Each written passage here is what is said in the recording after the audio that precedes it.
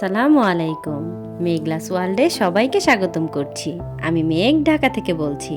কাছে এবং দূরে, দেশ এবং দেশের বাইরে যে যেখান থেকে আমার ভিডিওটি দেখছেন, আশা করছি সবাই আল্লাহর রহমতে খুব ভালো আছেন। আমরাও আলহামদুলিল্লাহ খুব ভালো আছি। তো এই যে সবসময়ের মতো কিন্তু আজকেও আরেকটি নতুন ভিডিও নিয়ে চলে আসলাম। আশা করছি প্রতিদিনের মতো আজকের ভিডিওটা আমার আপু, ভাইয়া এবং আঙ্কেল আন্টিদের কাছে খুব বেশি ভালো লাগবে। তো এই যে আজকে ভিডিওটা কিন্তু দুপুরবেলা শুরু করেছিলাম, সকালের ভিডিও না, এটা 3টার দিকের ভিডিও। তো তখন কিন্তু আমি আমাদের বাসা থেকে আমার মায়ের বাসা যাচ্ছিলাম। তো আজকে কিন্তু ওই বাসা আমাদের ইফতার ছিল।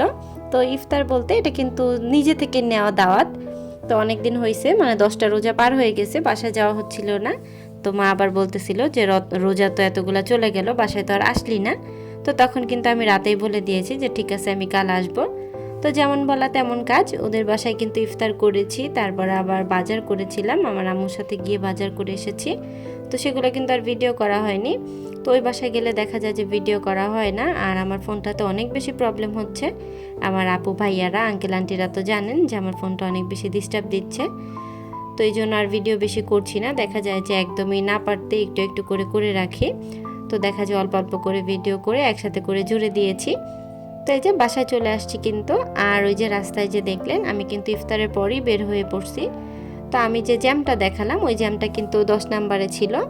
তো ওখানে আমি কিন্তু প্রায় 10 মিনিটের মতো বসেছিলাম, এতটা জ্যাম ছিল ওখানে। তো তারপর কিন্তু আস্তে আস্তে প্রায় অনেকটাই দেরি হয়ে যায়। আর এমনিতেই আমাদের মানে আমার মায়ের বাসা যেখান থেকে যাওয়া লাগে ওইদিকে রাস্তাটা ভাঙা, অনেকটা দূর হয়ে ঘুরে যেতে হয়।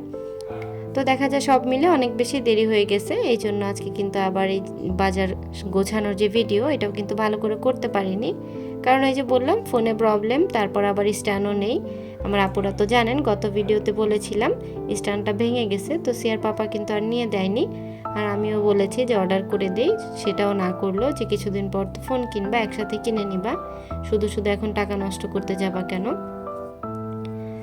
তো এই যে কথা বলতে বলতে কিন্তু অনেক কিছু করে নিচ্ছি। তো আমার যেই সকল আপু, ভাইয়ারা, আঙ্কেল আন্টিরা এখনও পর্যন্ত একটা লাইক করেননি, তারা প্লিজ একটা লাইক করে দিবেন। আর যারা অলরেডি কাজটি করে ফেলেছেন তাদেরকে অসংখ্য ধন্যবাদ। আর যারা আজকে প্রথম আমার চ্যানেলটি ভিজিট করছেন, আমার ভিডিওর কোনো অংশ যদি আপনার কাছে ভালো লেগে যায়, আপনি চাইলে আমার চ্যানেলটাকে সাবস্ক্রাইব করে নিতে পারেন। আর পাশে থাকা বেল আইকনটা প্রেস করে দিতে পারেন, এতে করে আমি যখনই ভিডিও ছাড়বো আপনার কাছে নোটিফিকেশন পৌঁছে যাবে। আর আপনি যদি চান আপনার সময় এবং সুযোগ মতো ভিডিওটা দেখে নিতে পারবেন। তো এই যে বাসায় গেলাম, যে বললাম যে বাজার করার জন্য। তো বাজার কিন্তু আর বেশি কিছু করা হয়নি, সবজি কেনা হয়েছিল আর হচ্ছে মুরগি। আর যে মাছ দেখালাম সেটা কিন্তু বাসা থেকেই দিয়ে দিয়েছে, আমার মা কিন্তু মাছ কিনতে দেয়নি। তো বেশ কিছুদিন আগে আবার আমার আব্বা অনেক বড় বড় 2টা পাঙাশ মাছ এনেছিল, আর কিছু এমনি মাছ ছিল। তো সেগুলো কিন্তু আবার আমার ভাগেরগুলো রেখে দিয়েছিল। তো দেখা যায় তারা যদি বাসায় বাজার করে তারা কিন্তু সবার জন্য ভাগ করে দেয়, আমার বড় বোনের জন্য ভাগ করে দেয়, আমার জন্য দিয়ে দেয়। তো সে কিন্তু সেভাবে আমার জন্য দিয়ে দিছে, আমি কিন্তু আর এক্সট্রা কোনো মাছ কিনিনি। তো সেই টাকাটা কিন্তু আমার বেঁচে গিয়েছিল, তো সেই টাকাটা আমি রেখে দিয়েছি।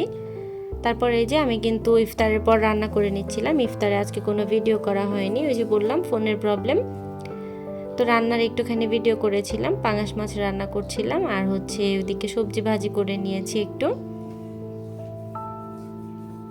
তো মাছটা বেশ বড়ই ছিল, এই জন্য ভাবলাম যে বড় দিলে দেখা যায় যে মাছটার মধ্যে তেল ঝাল ঢুকবে না কিছু, এই জন্য একটু মাঝখান থেকে কেটে ছোট ছোট করে দিয়েছিলাম।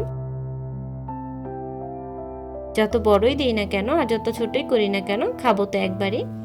তো দেখা গেল যে ছোট ছোট করে কেটে দিয়েছিলাম। তো মাছের ভুনাটা কিন্তু অনেক বেশি মজা হয়েছিল যখন খাবার খেয়েছি। সিয়ার বাবা যখন রাতে ভাত খেয়েছে, আমরা তো সেহরিতে একবারই খাই, তো সে কিন্তু বলেছিল খুব মজা হয়েছিল। তো দেখা যায় অল্প যে কোনো জিনিসই খুব বেশি মজা লাগে, বেশি হলে দেখা যায় অত বেশি স্বাদ পাওয়া যায় না। তো অল্প ছিল এই জন্য আর কি বেশি ভালো লেগেছিল। তো এদিকে কিন্তু রান্না বান্না শেষ করে নিয়েছিলাম আমি।